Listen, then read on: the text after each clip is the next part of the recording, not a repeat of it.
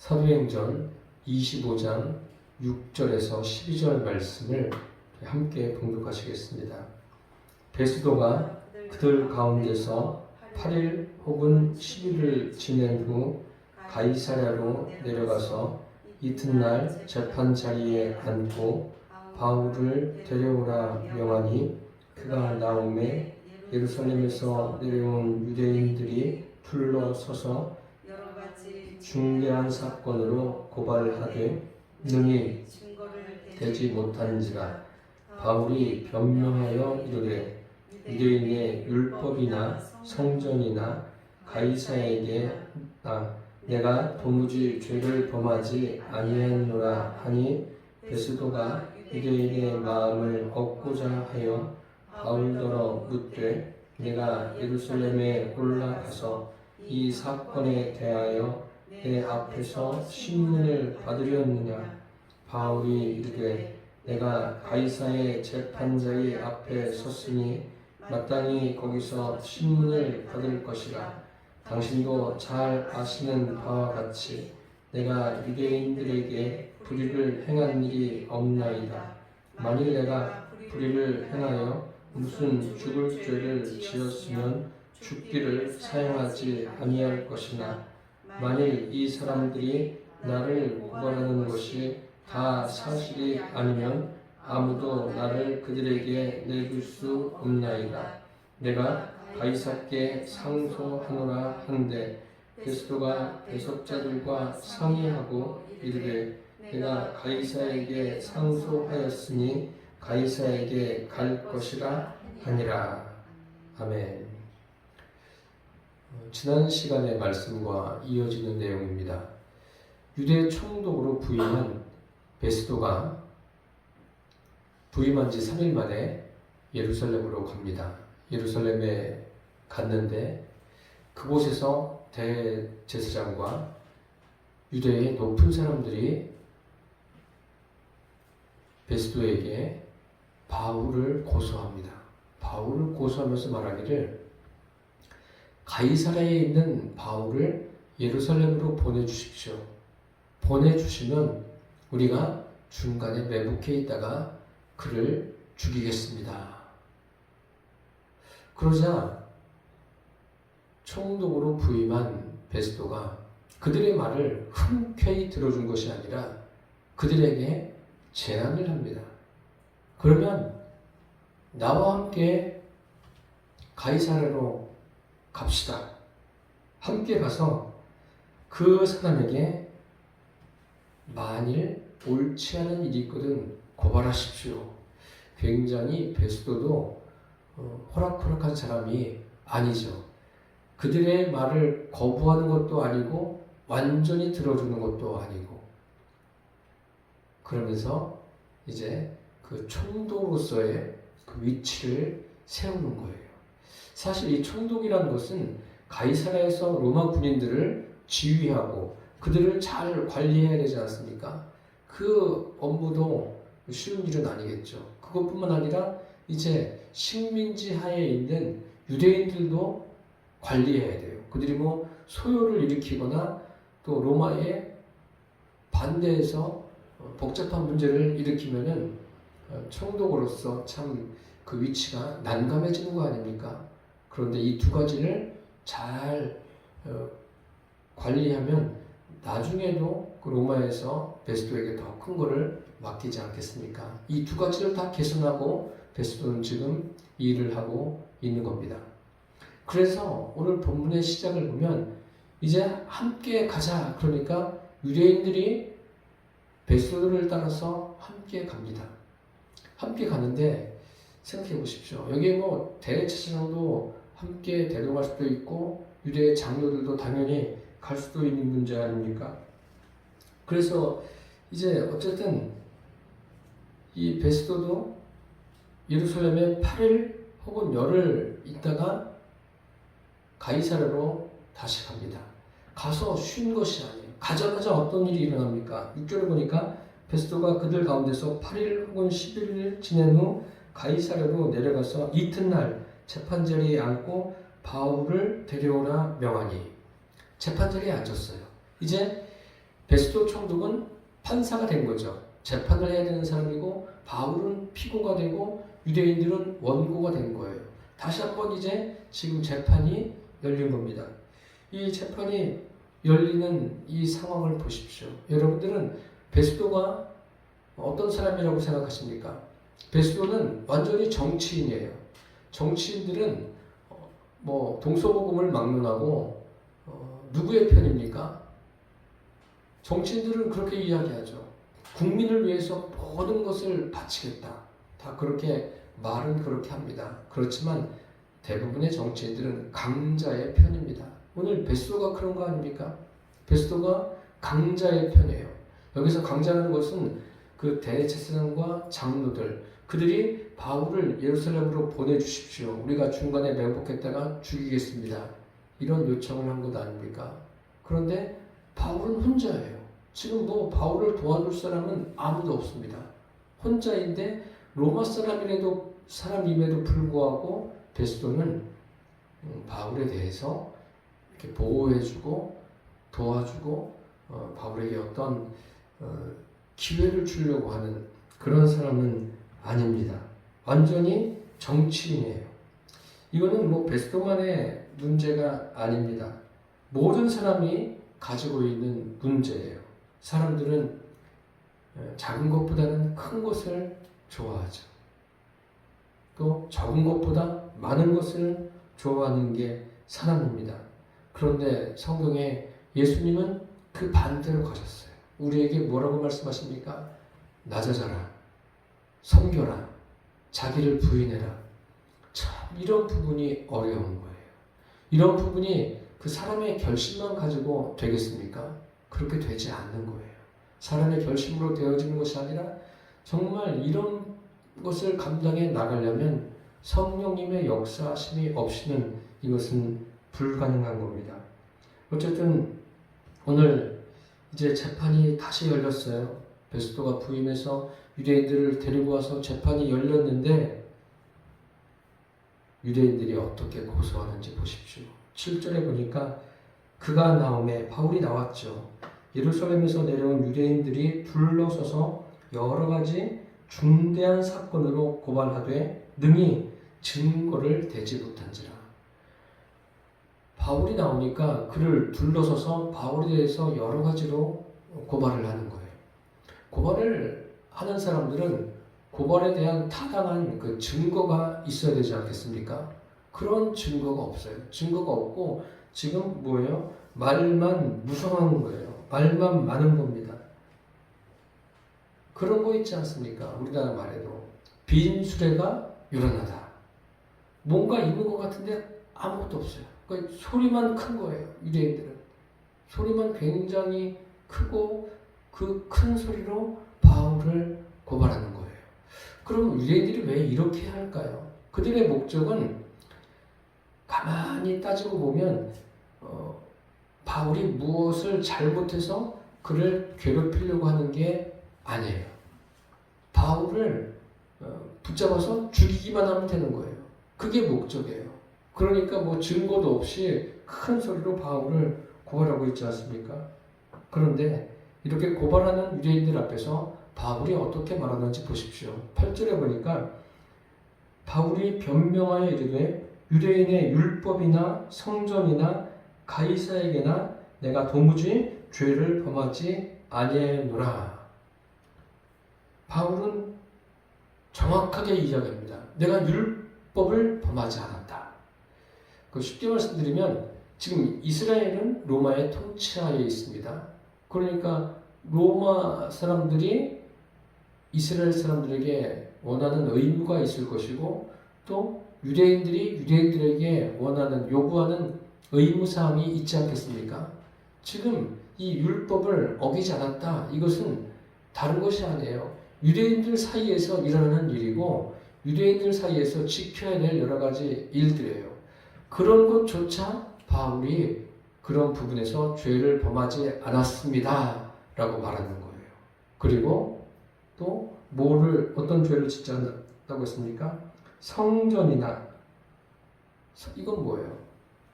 하나님에 대한 신앙에 관계된 거예요. 영적인 것입니다. 신앙에 관계된 것도 자기는 죄를 범하지 않았다라고 명확하게 밝힙니다. 더 나아가서 가이사에게도 죄를 범하지 않았다. 가이사는 로마의 황제의 칭호 아닙니까? 황제의 호칭입니다. 황제를 가이사라라고 명을 하지 않습니까?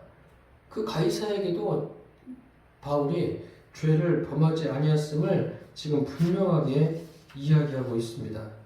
유대인들은 고소하는데 고소하는 그 내용에 대해서 바울은 죄를 범한 게 하나도 없다라고 말합니다. 참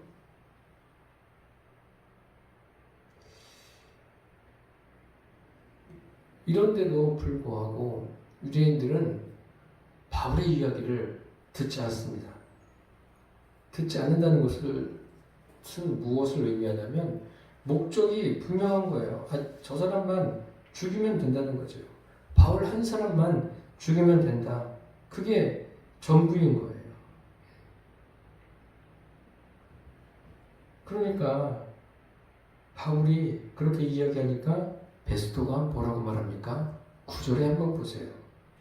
베스도가 유대인의 마음을 얻고자 하여 바울더러 묻습니다. 내가 예루살렘에 올라가서 이 사건에 대하여 내 앞에서 신문을 받으려느냐. 이제 판사가 입을 연 거예요. 그 원고가 고발을 하고 피고가 답변을 했어요. 이제는 판사가 판결을 내리기 전에 제안을 합니다. 제안을 하는데 9절에 이 베스도는 어떤 마음을 가지고 바울에게 제안을 합니까? 유대인의 마음을 얻고자 하여라고 했습니다. 이 베스도의 관심은 지금 누구에게 있습니까? 바울에게 없어요. 바울이 죽든 살든 바울에게는 관심이 없어요. 어떻게 해서든지 유대인들이 요구하는 요구사항을 들어주려고 하는 것이 베스도의 마음입니다.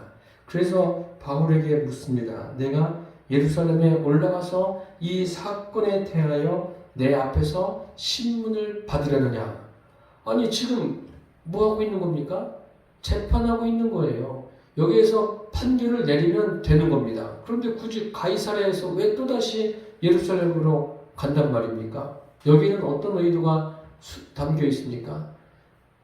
베스도가 처음에 부임해서 3일 만에 예루살렘에 갔을 때 대제사장과 유대의 높은 사람들이 뭐라고 말했습니까?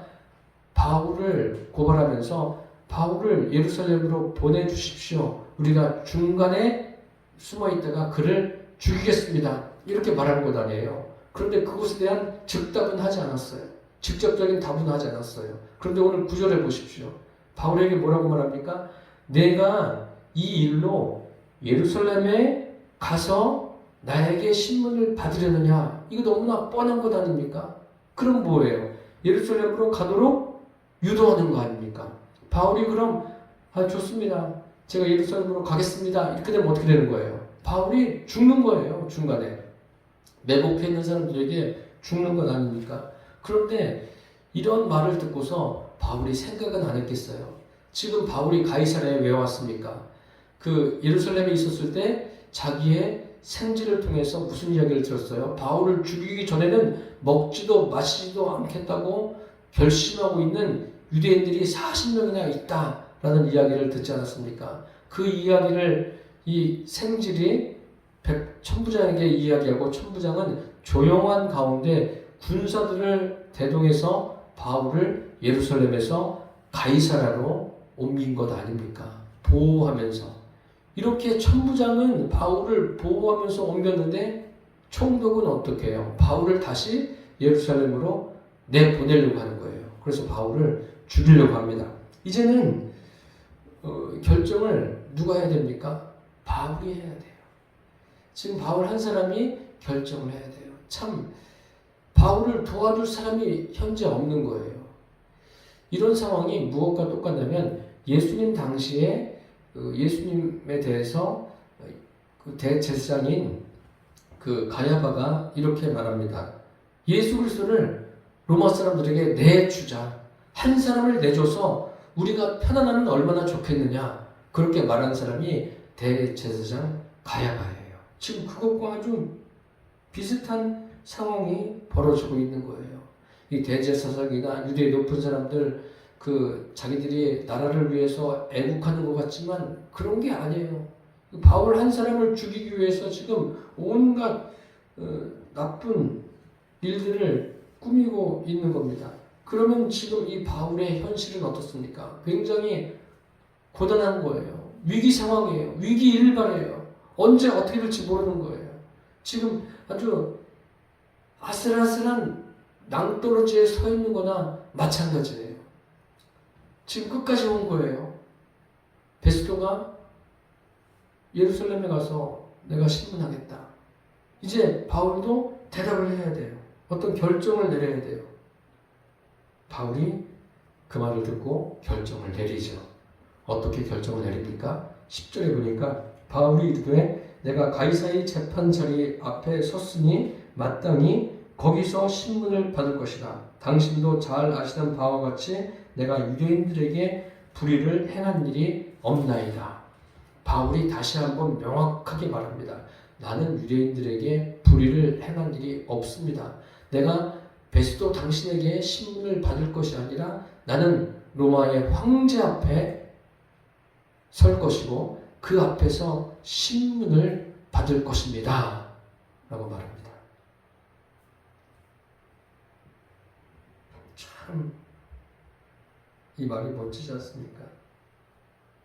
지금 이 베스도는 유대인들의 그 농간에 완전히 놀아나는 거예요. 그런데 바울은 어떻습니까? 바울은 자기의 믿음을 지켜요. 하나님께서 자기에게 주신 그 사명이 무엇인가를 확실하게 알고 있는 거예요. 우리 사도행전 23장 11절 한번 보실까요? 사도행전 23장 11절 함께 봉독하시겠습니다.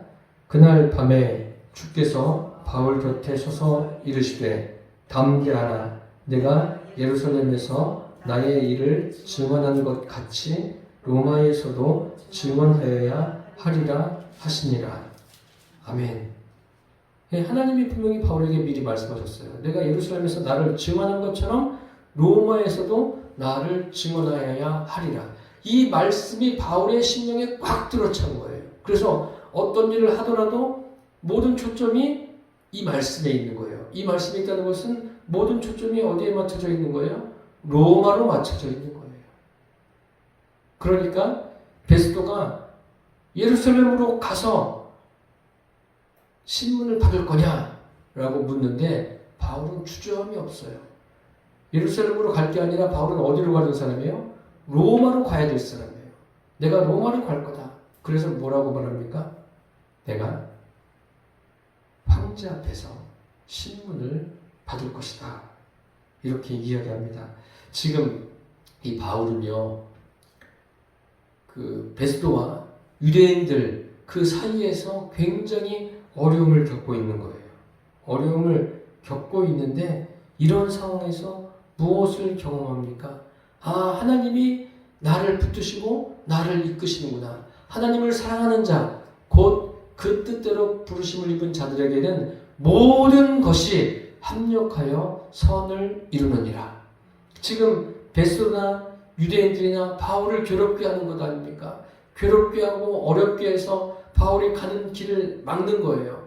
그래서 바울을 죽이려고 하는 것 아닙니까? 그런데 하나님을 사랑하는 바울을 하나님께서 일으키셔서 하나님의 뜻이 이루어지도록 합니다. 이게 얼마나 멋진 일입니까? 하나님은 지금 하나님의 방법대로 이루어 가시는 거예요. 우리가 볼 때는 지금 계속 위태위태하지 않습니까? 이거 바울이 이러다가 죽는 것 아닌가 그런 생각을 할 수가 있습니다. 그런데 눈에 보이지 않지만 여기에는 하나님의 역사하시는 손길이 있습니다. 마치 무엇과 같냐면요, 열왕기 하 6장에 보면은 그 아람 군인들이 도단성을 에워쌉니다.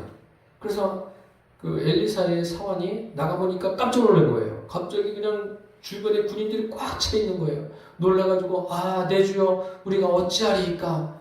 그러니까 엘리사가 뭐라고 말합니까? 두려워하지 말라고 말하지 않습니까? 우리와 함께한 사람이 저들과 함께한 자들보다 많다. 그러지 않습니까? 그래서 하나님을 향해서 눈을 열어 보게 해달라고 구하지 않습니까? 그래서 하나님께서 사환의 눈을 여십니다. 여셨는데 무엇이 보입니까? 아람 군인들이 보이는 게 아니라 아람 군인들 그 뒤에 둘러서 있는 하나님의 군사들을 보게 하지 않습니까? 하나님이 하시는 일이 이런 거예요. 우리는 육신으로는 보는 게 한계가 있지 않습니까? 지금 바울의 이 재판을 보세요. 야, 이제 바울이 이러다가 로마에 갈 수 있을까? 끝나는 건 아닌가? 그렇게 보여지지만 아닙니다. 하나님의 역사하시는 손길은 그 안에 꽉 차 있습니다. 하나님의 권능의 손길이 지금 바울을 붙들고 있습니다. 우리가 성경에 그런 말씀 있죠. 참새 한 마리도 하나님이 섭리하지 않으시면 떨어지지 않는다. 우리가 겪는 여러 가지 일들이 참 많아요. 어떤 데는 너무나 버거울 수가 있어요. 지금 사실 사도 바울도 인간적으로 이게 뭐 쉬운 일이겠습니까? 생명이 지금 왔다 갔다 하는데 우리 인생길에도 크고 작은 일들이 얼마나 많습니까? 그러한 일들을 겪으면서 놀라기도 하고 괴로워하기도 하고 이거 어떻게 하지? 막막해하기도 합니다. 그렇지만 저와 여러분이 해야 될 일은 사도 바울이 지금 하나님께서 약속하신 그 말씀을 생각하면서 아버지께서 내가 로마에서 예루살렘에서 예수 그리스도를 증언하는 것처럼 로마에서도 그렇게 한다고 말씀하셨지. 그러면서 뭐라고 해요? 내가 가이사에게 신문을 받을 것이다 라고 말하지 않습니까? 성경에 이런 말씀이 있습니다. 범사에 그를 인정하라. 그리하면 내 길을 지도하시리라. 인정하라는 게 뭐예요? 우리 일상에서 하나님이 나를 이렇게 섬세하게 인도하고 계시는구나. 하나님이 하시는 것을 제가 믿습니다. 또 하나님이 하시는 대로 제가 따라가겠습니다. 이렇게 하나님께 인정하십시오. 인정하시면 뭐예요? 그 다음에 말씀에 나와 있지 않습니까? 내 길을 지도하시리라. 하나님이 지도하십니다. 아주 작은 일이라도 말입니다. 밥 먹는 것도 마찬가지예요. 하루에 뭐 2끼를 먹든 3끼를 먹든 그 밥 먹는 것조차도 이런 부분도 하나님께서 나를 인도하시는구나. 하나님께서 인도하신다고 고백하면 하나님께서 내가 정말 그렇게 믿냐? 내 믿은 대로 되라! 라고 주님께서 말씀해 주십니다. 이러한 은혜들을 우리가 누리게 되기를 축복합니다. 지금 여기 이 상황이 놀라운 상황이에요. 뭐가 놀랍냐면요. 바울이 가이사에게 재판받고 신문을 받을 것이다 라고 하니까 베스도가 어떻게 나오는지 보십시오. 바울이 끝으로 이렇게 말하죠. 만일 내가 불의를 행하여 무슨 죽을 죄를 지었으면 죽기를 사양하지 아니할 것이나 만일 이 사람들이 나를 고발하는 것이 다 사실이 아니면 아무도 나를 그들에게 내줄 수 없나이다. 내가 가이사에게 상소하노라. 그러니까 판사인 베스토가 뭐라고 그래요? 바울은 가이사에게 갈 것이다. 끝났어요. 바울이 누구에게 간다고요? 가이사에게. 이 상황이 어떤 상황입니까? 베스도는 하나님을 섬기지 않아요. 대제사장이나 유대 지도자들 하나님을 섬긴다고 말은 하지만 그들의 속에는 하나님이 안 계세요. 그런데 이들을 통해서 어떤 일이 벌어지는 거예요? 바울을 파송하는 파송식이 지금 벌어지고 있는 거예요. 믿는 사람들이 축복해서 보내는 게 아니라 믿지 않는 사람들이 이 복잡한 상황 속에서 바울을 로마로 파송하는 거예요. 선교사를 파송하면 어떻게 합니까? 파송 예배를 드리지 않습니까? 이것도 일종의 파송 예배 같은 거예요. 바울이 로마로 가기로 완전히 뭐예요? 확정이 됐어요. 이러한 인생의 모든 과정들을 누가 인도하시는 거예요? 하나님이 인도하시는 거예요. 하나님은 바울에게 왜 이렇게 아슬아슬하게 다양한 일을 겪게 하십니까? 이미 많은 것을 겪었기 때문에 직접 가서 빨리 로마로 가서 복음을 전하게 해도 될 텐데 왜 바울에게 이렇게 겪게 하시면서 가게 하실까요? 바울을 준비시키시는 거예요. 지금까지도 준비시키셨지만 앞으로 로마에 가서 더 힘있게 복음을 전하는 하나님의 사도로 세우시기 위해서 하나님께서 바울에게 이러한 일들을 겪게 하신 거예요. 우리도 인생에 참 다양한 일을 겪습니다. 겪을 때 여러분들 낙심하지 마십시오. 우리가 오히려 주님 앞에 더 구하시기를 바랍니다. 하나님께서 아브라함에게 말씀하셨죠. 내 후손이 이방인의 종이 되어서 앞으로 400년을 그들을 섬기다가 내가 다시 그들을 인도하여 낼 것이라. 말씀 그대로 됐어요. 그래서 출애굽하지 않습니까? 또 성경에 보세요. 야곱의 아들 중에 요셉이 있지 않습니까? 야곱은 요셉을 굉장히 편애하지 않습니까? 편애하다가 형제들이 요셉을 미워해요. 요셉이 형제들에게 의해서 이스마엘 상인들에게 팔려서 애굽으로 가지 않습니까? 애굽에서도 그 보디발의 집에서 일을 하다가 누명을 씌우고 그 아내가 누명을 씌워서 옥에 갇혀요. 옥에 갇혀서도 또 바로의 술 맡은 관원장, 떡 맡은 관원장을 만나게 되지 않습니까? 그런데 그들 중에 술 맡은 관원장이 요셉을 잊어버려요. 그런데 그 2년 후에 그 일이 있은 2년 후에 요셉이 바로 앞에 서게 되고 바로의 꿈을 해석해주고 애국의 총리가 되지 않습니까? 이렇게 요셉도 참 많은 것을 겪었어요. 하나하나 겪으면서 총리 자리에 하나님이 세우시지 않습니까? 저와 여러분이 인생의 여러 가지 일들을 겪습니다. 어떤 일을 겪더라도 그것 때문에 우리가 믿음의 길에서 물러서는 것이 아니라 하나님께서 나를 어떻게 인도하실까? 그런 기대를 가지고 하나님의 말씀을 붙들고 가게 되기를 바랍니다. 오늘 본문에 바울이 죄수의 몸으로 마치 패배자가 된 것처럼 여러분 보이십니까? 겉으로는 그렇게 보여지지만 지금 이제 오늘 본문에서 바울이 로마로 파송되는 그러한 시간입니다. 그러한 시간을 맞이합니다. 하나님의 그 뜻을 이루어가는데 바울이 하나님의 도구로 아름답게 사용되어지는 것을 우리가 볼 수 있습니다. 저와 여러분도 우리의 동역자이신 하나님과 함께 우리에게 주어진 각자에게 맡겨주신 그 사명을 주님 안에서 넉넉하게 감당해 나가시기를 예수님의 이름으로 축원합니다. 기도하겠습니다. 살아계신 주님, 사도 바울이 참 많은 것을 겪습니다.